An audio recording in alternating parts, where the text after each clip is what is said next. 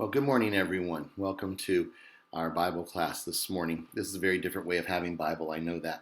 And of course, we talked about first century medicine in the context originally of the walk through Jerusalem, which we're not going to be able to have because of all of the circumstances that are going on. But at the same time, I thought it would be fun for us still to finish learning about it. You guys already did the homework on this anyway, so you might as well finish it. So the first question that we haven't gotten to is number 10, which was what was found in the teeth at Horvat in Zeke and in the catacombs of Rome. And of course, the answer was that they found fillings inside the teeth. So even back in the first century, they did have actually some ability to fill your teeth. Don't know how much fun it would have been, but nevertheless, you were able to get your teeth filled. They talk about a number of tools that ancient doctors used, and there's a whole list of them here: scalpels, forceps, forked probes, needles, and small spoons. And they actually did provide us with a picture of those. And if you look at them, they don't look a whole lot different than modern tools. So obviously they're aged, they're old now, but actually a fairly typical looking bunch of medical tools. So doctors seem to be fairly well equipped. Now, the next question had to do with in every city where the scholar is, there should also be two things. They call them a rofa and a rofa ummum. And I am not a Hebrew scholar, so I'm not sure about the language on that. But yes, this is a skilled physician and a surgeon. So apparently if a town was large enough to have a scholar, it was also large enough to have both a doctor and a surgeon. And so these were a fundamental part of first century Israel. They would have, in Jesus' day, as Jesus is wandering from town to town, all of the larger towns would have had doctors and surgeons. And however, the doctor wouldn't have had an office. People visited the doctor in his home. And so the doctor, you would have gone to the doctor's house, probably had his surgery. Well, maybe not the surgery. They seem to have special rooms for surgery, but his doctor's office would just be there in the front room of his house. I'm guessing most shops were in people's homes, so that wasn't abnormal. But nevertheless, you would have been going into the doctor's house to have him work on you. And you would be expected to pay a doctor. Doctors did not work for nothing. In fact, they said that a doctor who charges nothing is worth nothing. You get what you pay for. Just mentioned that to somebody the other day, earlier today, that the fact that if you get what you pay for generally. And so a doctor actually was required to charge because that proved that he actually was valuable. Interestingly, they did have a guild, which of course that'd be like a union group of doctors who would have organized. They would have had their own rules and standards and entrance fees, and they had an insignia, and the insignia, of course, was the palm branch or the balsam bush. And I don't know if there's any connection to Jesus and the palm branches on Palm Sunday. Those seem to have been more of a nationalistic symbol, but that maybe is a little bit relevant here. This was a very Jewish symbol, and so Jewish doctors did have this symbol. And then I found it interesting that they had an Askin B. Devarim. And if you're able to find that in that article, it says he was more of a research scientist. So you actually had doctors who were working not in helping people directly, but rather in just doing research, trying to learn more about the human body and medicines and so forth. So you actually would have had theoretical doctors as well.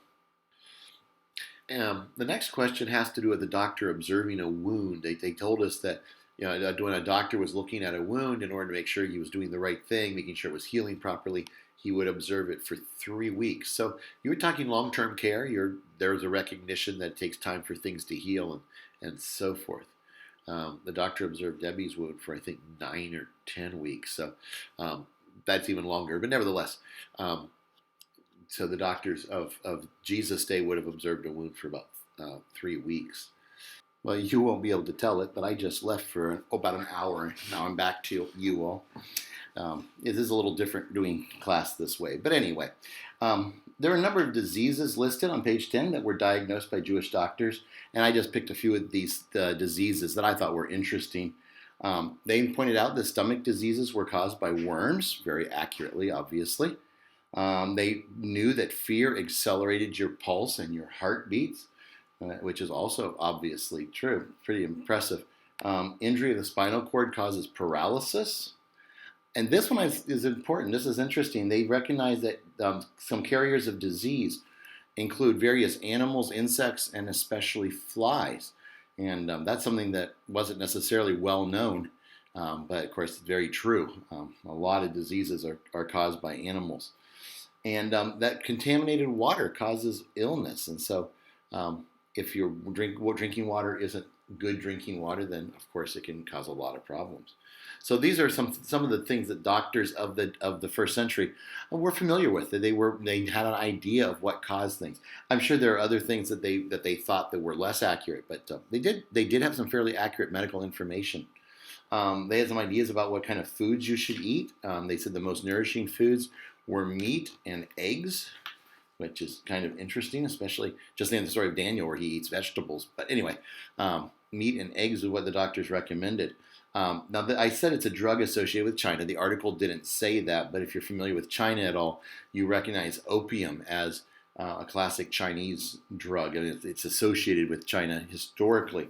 But they were using it as a medicine, which it can be used as a medicine.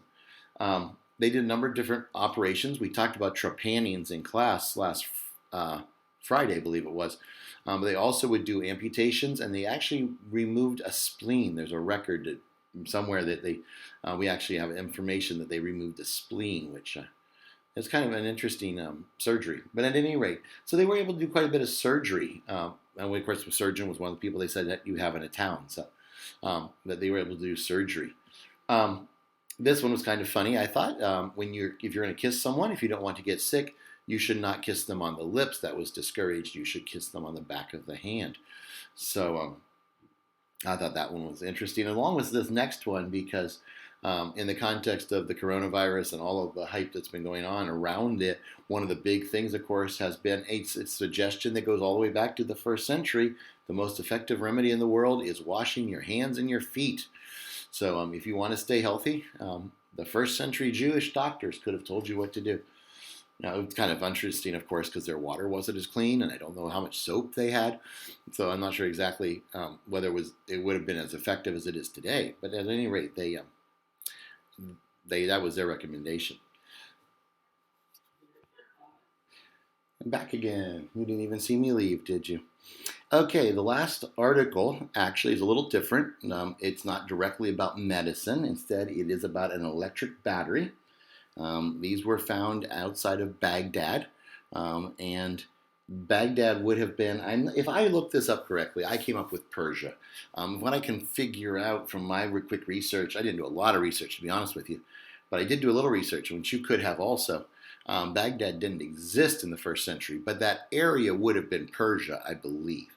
And so this would have been Persian, but I was thinking we could include it in our first century Jerusalem because it does overlap with Greek medicine, as we're going to talk about here in a minute. And so at least it's a possibility they would have had such a thing in first century Jerusalem. I think it would have been fun to have a battery out and sitting on and be able to use it.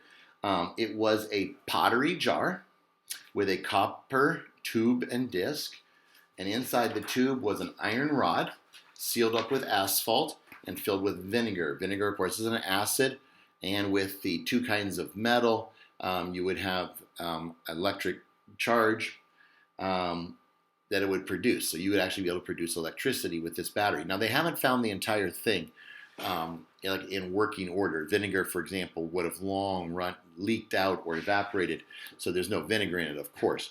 But they have found enough of the pieces to have a pretty good idea of how it was put together.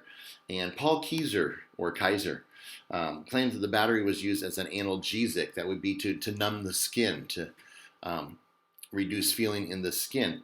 Now, the battery, they told us, only produced 1.5 volts. So they suggest maybe the batteries were put together in series so that you would build up the power across the batteries. But to get a little bit more voltage out of it. There was a suggestion, I don't know if it was in the article or not, that this may have been something along the lines of acupressure or acupuncture. So we wouldn't need a high voltage if you're doing that. However, for headache and gout, they did use electric fish. Electric fish would give you a pretty high voltage. So maybe if they were thinking, if that's what their goal was, they would have needed a number of these batteries, a bank of batteries to do this. Of course, electric fish are much more available in Greece than they probably were in Baghdad. Baghdad, I guess, near the Persian Gulf, so maybe. But certainly not, and Jerusalem's near the Mediterranean. But I'm not sure how many electric fish they have. But they did recommend, the Greek doctor recommended that you stand on an electric fish and that you stand there until your foot and ankle are numb to the knees, which obviously is a little interesting in the way we would define things, because my ankle was numb all the way to the knees. Sounds a little funny. But at any rate, you're talking about fairly severe electric shock that they're recommending on the foot. They're standing on this wet electric fish. So that's pretty intense. Anyway, this is called an OOPArt, and we're actually going to study this in science class. Actually, we're going to talk about this battery in science class as well at the college, the physical science too at the college. But an OOPArt is an out-of-place artifact. It's an artifact that occurs earlier in the in history than what a traditional view of mankind would indicate. Now, as Christians, we are comfortable with the idea that early man, from Adam to Noah to Abraham to David to Jesus' time, that these people were intelligent, that they were fully human, that there was no problems there. And so the idea that they might have technology that we consider modern technology doesn't bother us. But within an evolutionary context, it certainly is a problem. And so out-of-place artifacts are really interesting. And we are going to talk about that more in a later time. I may have misspelled artifact. It looks kind of like I may have. Anyway, so that's the end of the medical articles. I hope you got all the answers correct, and if not, I hope you've gotten them all corrected. I do anticipate that this will be on the test. We do have a test coming up next week sometime. I may have to reschedule that. It would be scheduled normally for the 24th, and I may make it a little later in the week just because of situations. But anyway, I do expect this to be on the test. All right, well, have a good rest of your day, and thank you for spending some time with me.